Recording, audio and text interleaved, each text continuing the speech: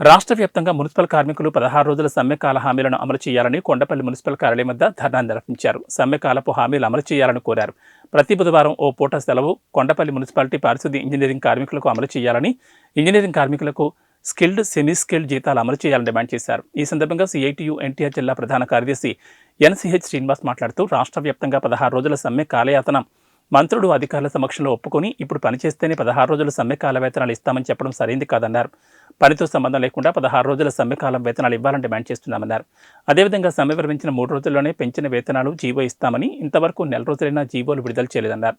తక్షణమే పెంచిన వేతనాలు జీవోను విడుదల చేయాలని డిమాండ్ చేస్తున్నామన్నారు. లేని పక్షంలో సమ్మె విరమించేటప్పుడే ప్రభుత్వానికి చెప్తాం, తాత్కాలిక సమ్మె వాయిదా వేస్తున్నామని, మరలా సమ్మె కొనసాగిస్తామని చెప్పి రాష్ట్ర ప్రభుత్వానికి, అధికారులకు ఈ ధర్నా సందర్భంగా తెలియజేస్తున్నామన్నారు.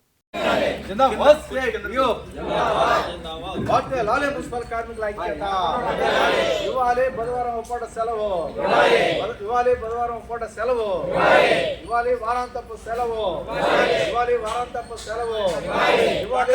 మున్సిపాలిటీ కార్మికులకు బుధవారం ఒక పూట సెలవు అమలు చేయాలి.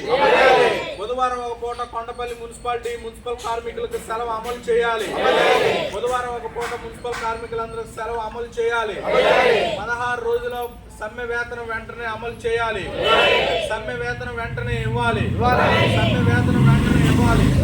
సమ్మె వేతనం వెంటనే ఇవ్వాలి. సంక్రాంతి కానుక 1000 రూపాయలు వెంటనే అమలు చేయాలి.